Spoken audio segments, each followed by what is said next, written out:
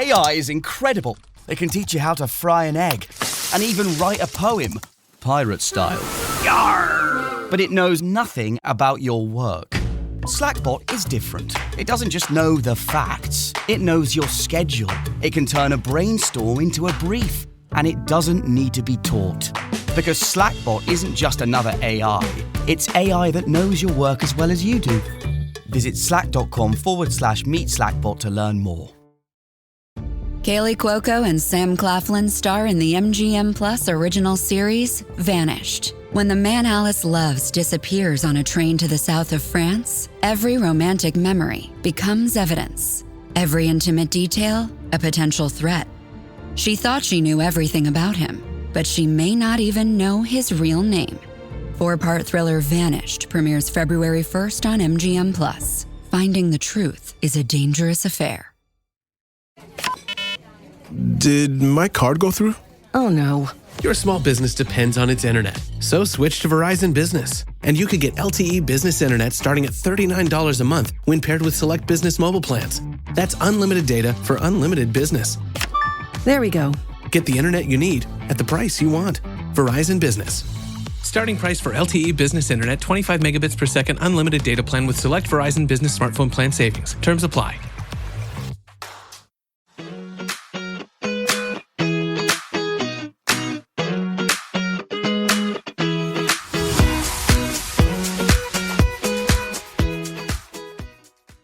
Thanks for joining us today in our new segment, DocuFiles. We're so glad to have this space in 2026 to discuss some documentaries that we are watching and hoping to engage in some discourse with all of you. I'm Natalie. And I'm Paige. This segment, like Natalie said, we want to have discourse. So leave your comments on Spotify, on YouTube, and we're going to read them. And we want to see you guys talking about these documentaries with us. So at the end of every DocuFiles episode, we're going to tell you what the next one is so that you are prepared for next week's documentary. Some of them are going to be series. We're trying to shoot for anything with 3, maybe 4 episodes max. Obviously, many of them will be feature films as well. Get ready, get excited. Let's talk about these documentaries. This week, we're starting with Quiet on Set, which Natalie and I had both seen before, but we were rewatching because it's been about a year or so since it's been out. Almost 2 years, really, now that it's 2026. This is 4 episodes with a 5th conversational interview episode. We're talking about all 5 episodes in one DocuFiles episode. So next week, it's going to be new. That way, we all get used to what's going on here. If it's a series, it's still only getting 1 episode. That's how we're doing it. Let's dive in, Natalie, because this really opened my eyes as somebody who wanted to be a child actor. I was dying. I was going to say, I was very curious to your perspective of whether or not it changed your mind of, are you glad that it didn't work out for you? Oh, I'm so thankful that I am a failed child actor. Thankful beyond belief. I did know back in those days that there were dangerous people involved and things like that. I think everyone understands that going into any part of Hollywood is the dark underside of Hollywood. Mm-hmm. It's pretty scary out there. But I think, like in true crime, a lot of people don't assume that it's going to happen to them. And as we were going through watching each of the 5 episodes of Quiet on Set, we were really introduced to like the toxic nature of this industry and the effects on the youngest population that are working in this industry.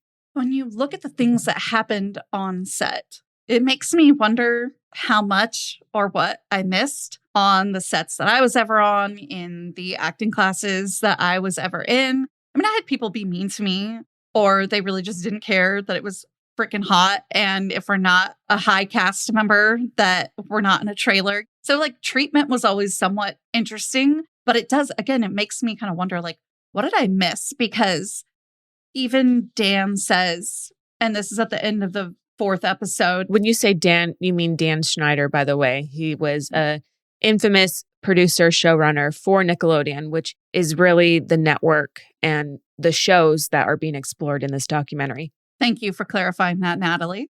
Even in his statement, we'll call it, he says, and I'm going to pull it up, In addition, every day on every set, there were always parents and caregivers and their friends watching us rehearse.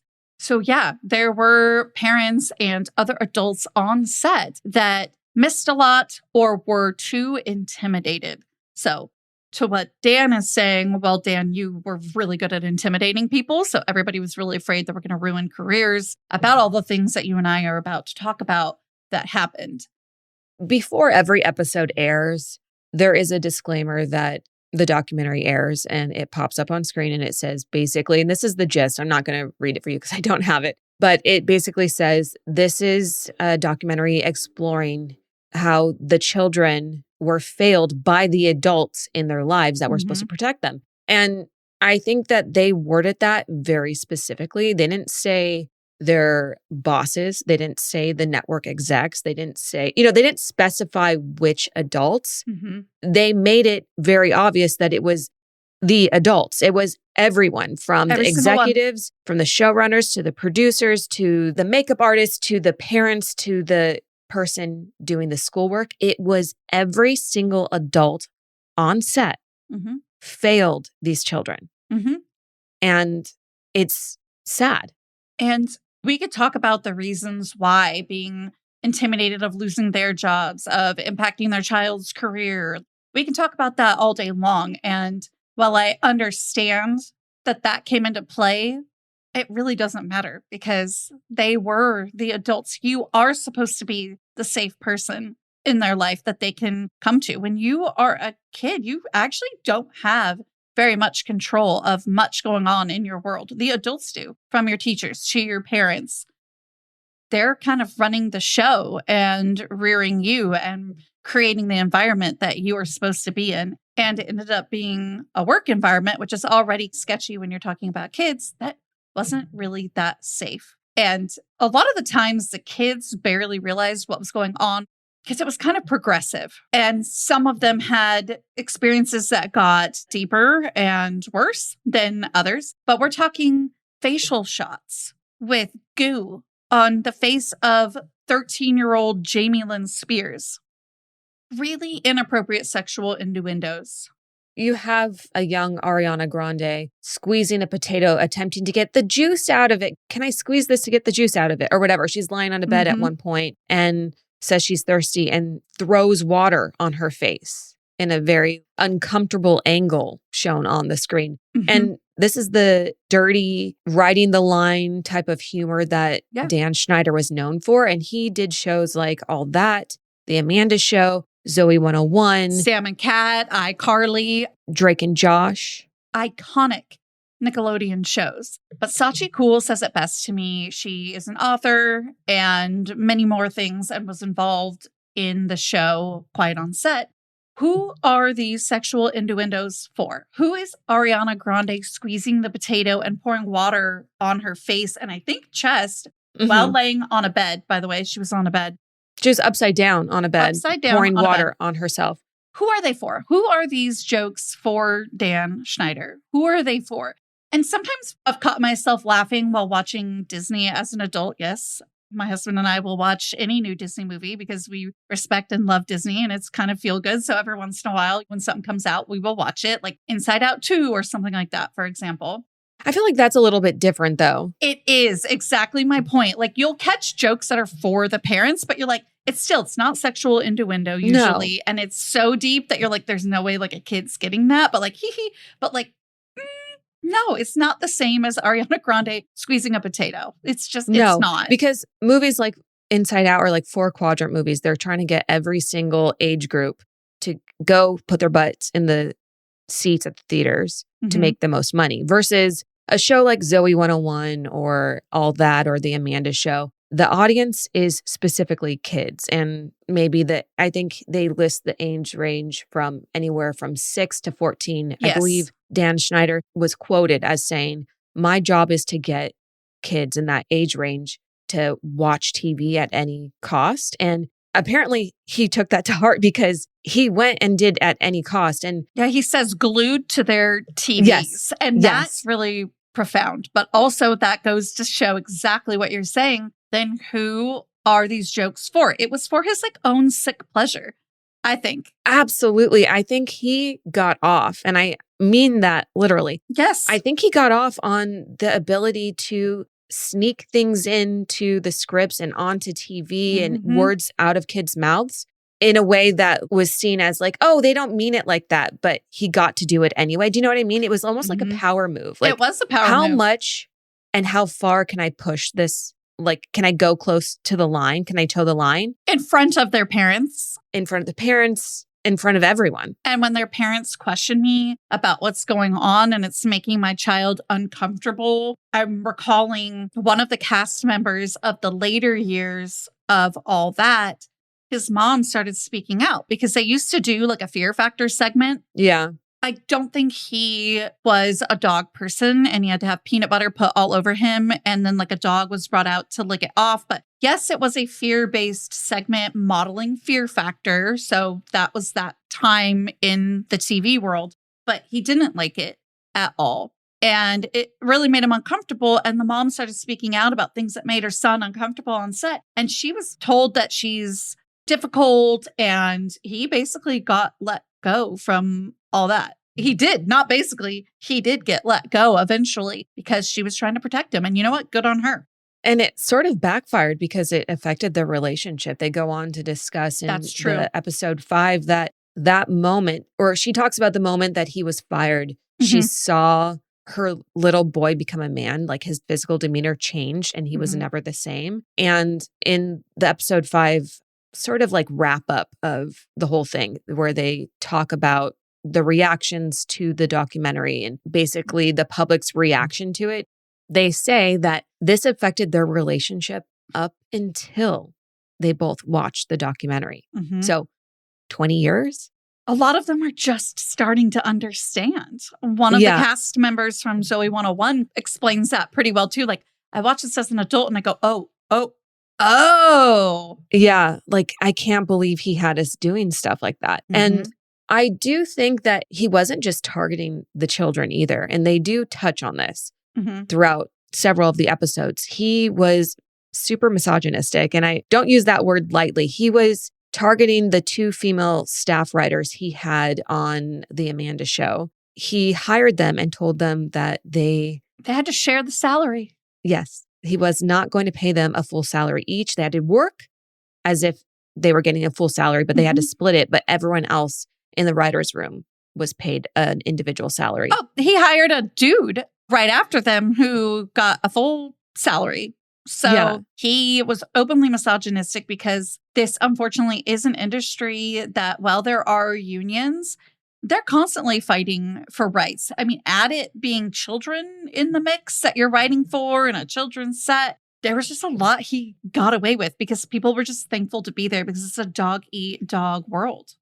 Right. And he went so far as make requests of his employees. These are employees. He is in a boss position. So there is this like power dynamic already. And then you throw in the fact that he was basically an egomaniac. And he would request people to humiliate themselves. And if they didn't, then they weren't in on the joke and they were not on his good side. And so people felt obligated to humiliate themselves in front of their coworkers. I believe they would say stuff like, I'm an idiot, or they would have to scream it.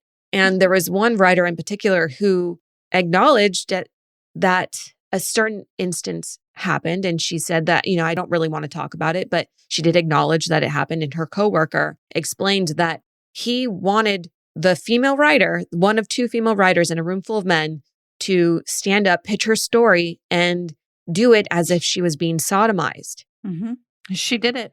First, she said no, and there really was no room for pushback. And so she ended up doing that. And you can tell, even this many years later, that it was triggering and traumatizing for her. And it was something that she acknowledges that, yes, I did it, and I would never do that again.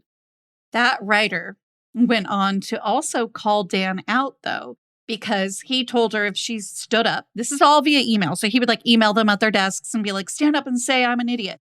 At first, it was kind of jokey fun, but if you didn't do it, like maybe you're working, or maybe you didn't want to say whatever the heck it was that he told you to say, he would pester and pester and pester. He would keep emailing you until you did it.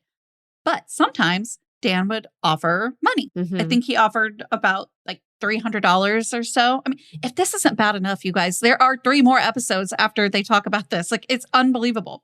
He never paid her the $300. And so she called him out. Like, should I add that one to your tab? Because there was like another $30. And he's like, he got so mad, like, don't act like I don't, make good on my bets. And she was like, whoa, like, I was joking, but I want my money. Yeah. Well, the $300 she was owed was for eating 2 pints of ice cream in 30 minutes. But she and threw she up. acknowledges that, yes, I needed the money. I was getting half a salary. Yep. I was working all the time. And it was made clear in the documentary that if anyone on staff did things outside in their quote unquote free time, so if it was a weekend or after work, Dan was pissed off about it because he felt that he was entitled to all of their time. People work a lot for quote free under Dan. I don't exactly know what that looks like when you're on a set and if you have a salary, but somebody was reading, was it Giovanni? Yeah. She was reading a note, right? And from Jason Michael Handy, who we will talk about in just a second, but in a little more detail. So she reads it out loud and it basically says something about like, you kids are the reason why I work half the week time for free. Yeah, half the week for free. I mean, what is that? What do we even think that means, by the way? And he is a production assistant. I mean, Let's talk about that. What does that mean as a production assistant? Like half the week for free. It's the lowest position on a film set. You're basically the gopher. You're doing what needs to be done. Right. And you're getting things for people. You are running around getting coffee. Sometimes you're wrangling kids in his case. Right. But are they typically paid hourly? That's kind of what I don't know. I guess it depends on what the setup is. I've done PAing before. I've got paid like a set. Like I knew how much I was going to get paid for the day. Oh. But I don't know if that's because I knew how many hours I was going to be there. Sometimes it's like, so it just really depends what you get paid. It's not a lot at all. See what I mean? This is where, when we're talking about this industry and its need for a generalized set of rules and rights, and to think that there's even SAG and AFTRA, but yet we still have these questions of like, who's paid? How are they paid? Like, it's interesting. Well, I mean, everyone that is working on set should be paid. Yeah. Even extras get paid. I think they get like a stipend. It's been a while, but it's probably like $100, maybe $125 or something like that. It's very, very minimal. I think it depends on how many days and how much you're there. Right. But that would be like for a day. I think like 20 years ago, I was making like $400 or $500 for one day as an extra. It was a lot, but that could have just been a good. I was going to say that sounds like a significant amount. It was through an agency. I think that has something to do with it too. I'll look it up. An extra's daily pay varies, but is expected to be around $100 to $200 for non-union work. So it's basically minimum wage for the area. And then so I got really lucky. $180 to $220. Yeah, I was going to say that seemed super inflated.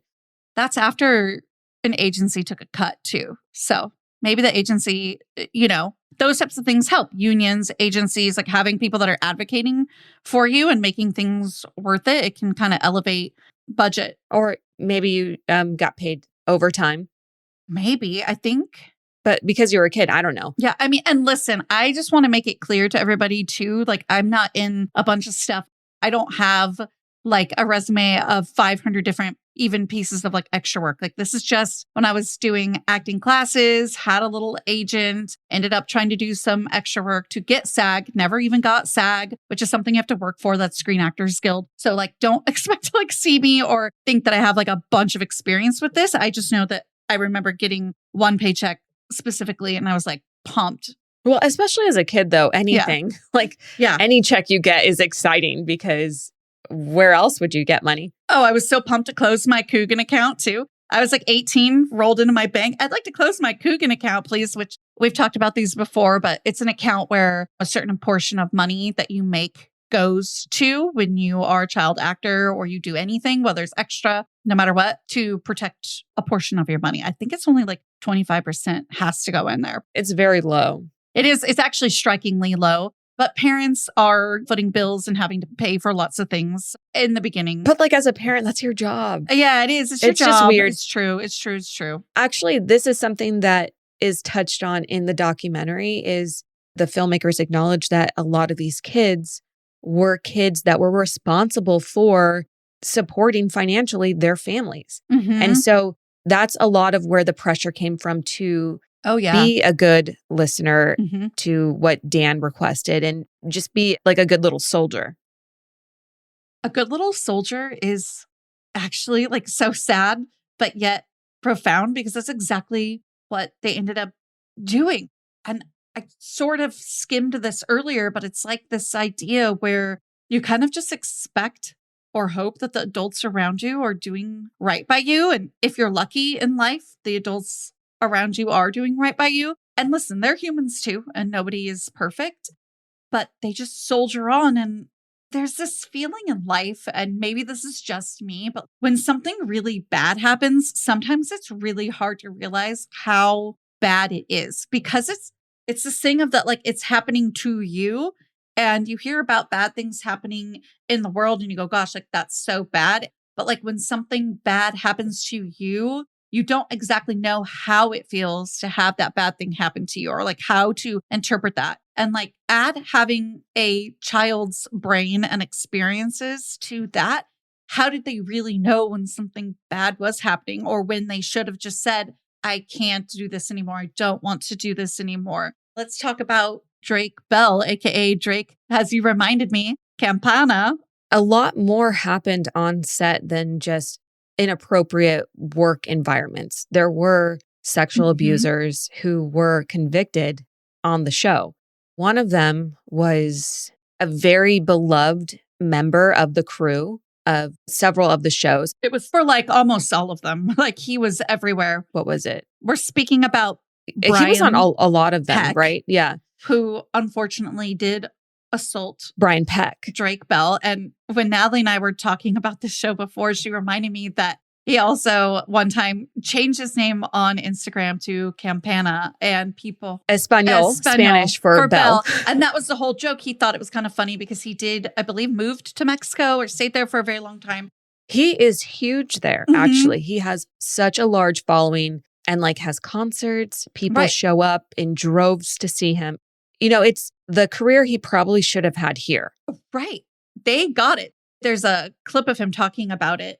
Because when you said AKA Campana, I was like, Campana, what happened there? And he said, my fans in Mexico got it and they thought it was kind of silly and kind of fun. But here we're like, is he changing his name? He's running away. And he's like, I very much am not running away. But I think he is seeking his peace and he has every right to do that. But unfortunately, But BT Dubs, did you know he's like fluent? Not like, he is literally fluent in Spanish. I figured, you know, to Mhm. live there, many people obviously know English all over the world. It's a considered universal language at this point. And I think that that is great and how sweet for the fans that really built a strong base for him. But unfortunately, he probably has one of the most horrific stories of all of them. And earlier, a few moments ago, when I said, let's talk about Drake Bell and being that good little soldier, I mean, he had to see this guy still. He had to continue to go over to his house and deal with Brian Peck after he was being assaulted to the point where Drake says, now he never tells us exactly what happened, but No. court documents have been released. Sodomy, really, really horrific things. We're talking sodomy with foreign object and forced, just the worst stuff you can imagine, he says. I believe what he says is, That's what happened. yeah, the worst thing that you could do to a person. And Yep. that's what was done to Yep. him. And I think he doesn't owe No. anyone those details, Mm-mm. especially if that would mean re-triggering or derailing his healing journey. I think it is enough to say, this is what happened to me. And I hope that it never happens to anyone else again. Yeah. And I think it was almost more profound. And I think just such a great example of what the many, many people who, and children, when we're talking about those people specifically, I guess, is how much it really does impact them.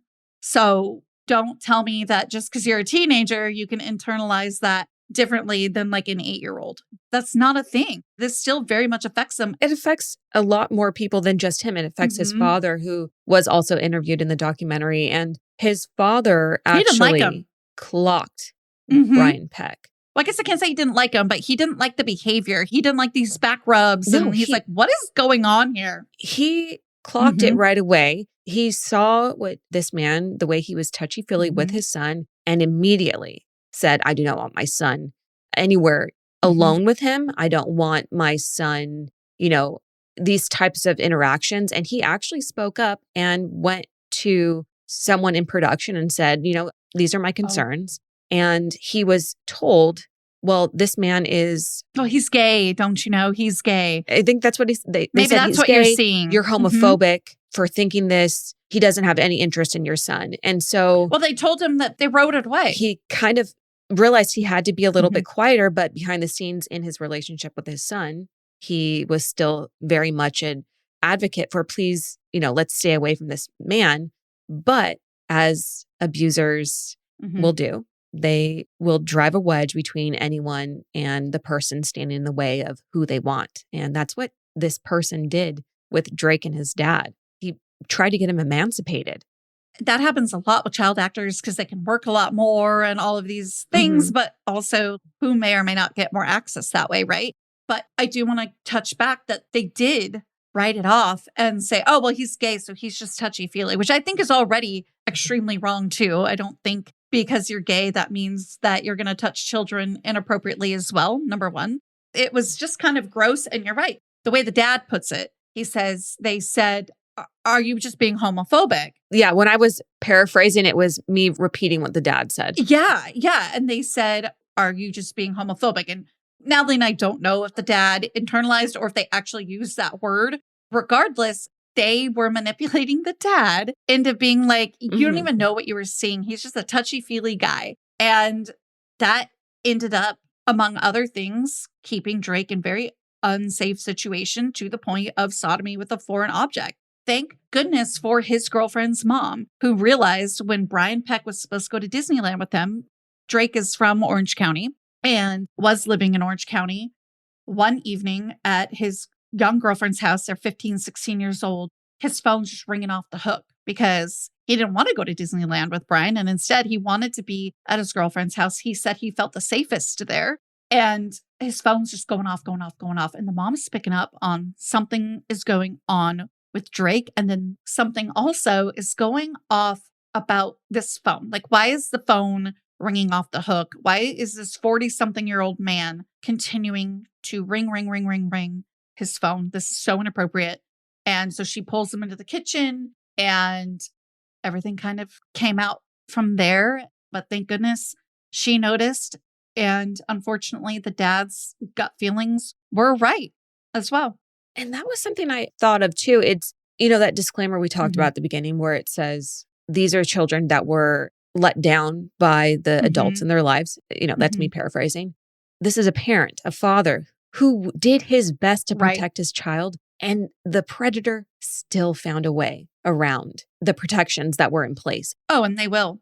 And so it just shows how dark this industry can be. And how deep. I do want to acknowledge that he was convicted. He was arrested in August 2003. He was convicted of lewd conduct with a minor, and due to Drake's age, his identity as the victim was never disclosed. He was always listed as John Doe. Yeah. And this was the first time he ever publicly came out with his story. That's right. I want to note that Dan Schneider did call Drake after all of this came out. Brian was arrested, and it was just this big, awkward elephant in the room when it happened. And I mean, definitely watch the documentary. You can get like a lot more of the actual details from the people who were there that day. Dan kind of booted the parents out of the room and then had this conversation with the kids and asked any of them if they also had ever been inappropriately touched or assaulted by Brian Peck. But he personally called Drake and was like questioning a little bit, but seemed to have his back in a certain way because he was like, all right, that's all I need to know. Click. But meanwhile, he's creating such a hostile work environment that it attracted people like Brian. I know he's rampaging at everyone else. And I think that just goes to show the complexity of humans. Yes. Because Dan Schneider clearly was a tyrant on set. But he still had a line. He was not a nice man. But he still even had a line. But yeah, he even still had a line. And he was admittedly, from Drake, the only person that truly either knew what was going on or that reached out. And something that we touhed on in our pre-recording combo is that when Drake tells the story of him going to court against Brian Peck, he had two people on his side. He had his mom and his brother. I don't know where the dad was. He doesn't say it, but he has a really good relationship with his father. And then on Brian Peck's side, there was basically Hollywood names left and right. The entire rows behind Brian Peck were filled with well-known actors. I think Drake's mom turned to him and said, yes, look at all the stars you got here. And this is Will Friedle, who is repeating this because he was there, realizing that, as he puts it, well, I was on the wrong side. So a lot of people really liked Brian and didn't realize exactly what had happened because all the documents were sealed. Yeah, well, did his manipulations get them to write these letters? I think so, because it was the same thing for Dan. They got people writing them and they didn't know the full story. I think it was Jean. What is her last name? Is it Jean? You know me, I'm terrible. Listen, don't even listen to Natalie and I for names. Same thing with a name of a song or a singer. Forget it. I'm the worst with names. Tell me the birthday. I'll remember it. I was going to say. But not to giggle during such a serious moment, but I wanted to take it back to something Jean said, where when she wrote letters of support for Dan, that it was under the guise of misinformation. I mean, and we're talking the Alan Thicke, famous sitcom TV dad. He wrote a letter in support of Dan Schneider for a different case. And all of that was under misinformation. So it's who do you think Brian could have learned that from? You know what I mean? Or I'm not even saying Dan would have guided him there, but they could have used the same lawyers or whatever. And I think they were getting letters and getting support erroneously. I think when you're the type of person that Brian Peck is, you are an expert at manipulating people and getting what you want. Something that I know as we're wrapping up, but something that I don't want to not acknowledge before we end is he used to host a lot of parties at his house for the cast and crew. And that would seem normal if he wasn't on a children's television show. Correct. And so all these children would go to his house and another child actor was interviewed for the documentary. And he acknowledges what he saw in one of Brian Peck's rooms. In one of the spare bedrooms, it was a memorabilia, room filled with old Hollywood things. And then there was one painting that seemed out of place. And it was the painting of a clown. Well, this child actor points it out to Brian Peck, who gets excited about it and turns it around and shows him a signature that says... you guys are not going to believe whose signature it was. Do you want to say it?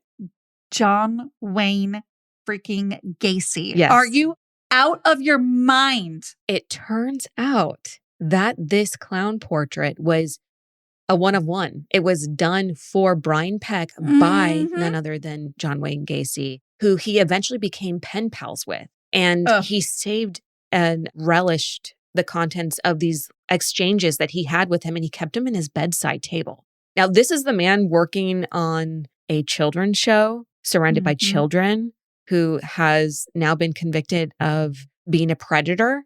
And after he goes and gets convicted, ends up working on another children's television show. Wild.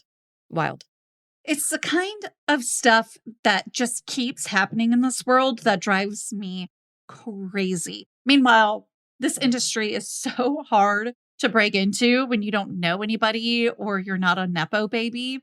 It doesn't mean that you're not good, but there are a lot of good people who are passed up. But yet we have this guy who's friggin' pen pals with John Wayne Gacy commissioning clown portraits. What are we doing? You know, maybe for some people, it can be seen as a blessing in disguise that they never were able to break or get their foot in the door. Because as we see, he wasn't the only one who was a predator on these sets. There was another man who famously went to prison, not jail, prison. And his name, which we mentioned earlier, was Jason Michael Handy. He was that production assistant. Mm-hmm. He literally described himself in, I don't know if we want to call it a journal or some sort of like writings he had that were found at his home. He described himself as a pedophile, full blown. 28 years old, by the way, not even that old. No. So like, just go be a young person. You know what I mean? He was eventually sentenced to 6 years in prison for a slew of charges. And so it just goes to show, these people were finding their way into close proximity to children that were, Yeah. I don't want to They say always do. easily accessible, but like maybe in an unusual environment that allowed them to befriend them. Absolutely. And that's a known thing with child predators. They insert themselves into working with children every day. And it's hard to tell because you think like, oh gosh, people who want to work with children, like they are just really, special people. It takes a lot to work with children. It can be very exhausting, especially when it's not your child. You have to really be able to trust these people, right? Because you go, oh my gosh, that's not their child. Are they going to treat them the way I do? Are they going to love them the way that I do?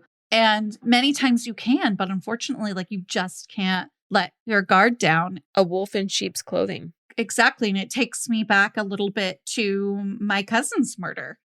She was 4 years old, punched in the stomach, forced to swim, and died from drowning. And from that moment on, I think that my parents, anytime we did not feel safe with an adult, immediately ripped us away. My mom typically references a time where my brother mentioned not wanting to go back to this particular, I don't know if it was a daycare person or what. I was not alive yet. Regardless, my mom never took him back. The second he said, I don't like it here, done. So I think we really need to listen to our kids or give them the space to let us know, even the most minor thing. You think it's so minor, but you have questions about it. Come to me. You are safe. And I don't know, I guess that goes unsaid. So now I'm just blabbering, but it's just one of those things, listen to them. It's unfortunately something that maybe needs to be said. And I hope that this docuseries, even though it is about a year and a half old now, continues to ignite conversations like this because they need to be had. And there are changes that need to be put into place to protect the vulnerable kids that are on set. And until then, maybe it is something that has to be said. We have to just keep saying it until someone hears it and someone makes changes.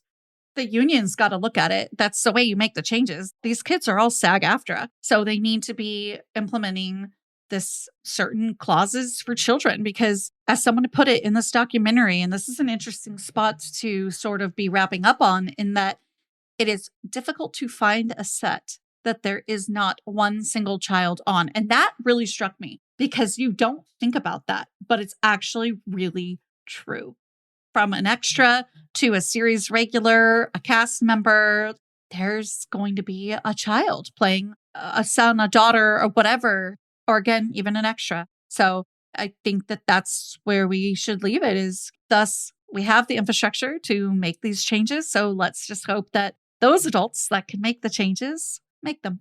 Thanks so much for tuning in to our first DocuFiles segment. I can't wait for everyone to listen to all our different ones. On Mondays, we have Unscripted, where we do a little bit of pop culture deep dives. Tuesdays, which is when you're listening to this probably, is DocuFiles. We're going to be covering documentaries. And Thursdays, we have our ethical true crime case coverage. So we will see you next week. So next week, be ready to join us in the conversation and comment on Spotify, comment on YouTube. We are going to watch Brandy Hellville. Oh, I can't wait. I have already seen it, but I'll be rewatching. Some of these I'm going to be rewatching. Some of them are going to be new. But so Brandy Hellville. Yeah. It is all about the Brandy Melville clothing brand. So we can't wait to see you then and talk all about it. Bye.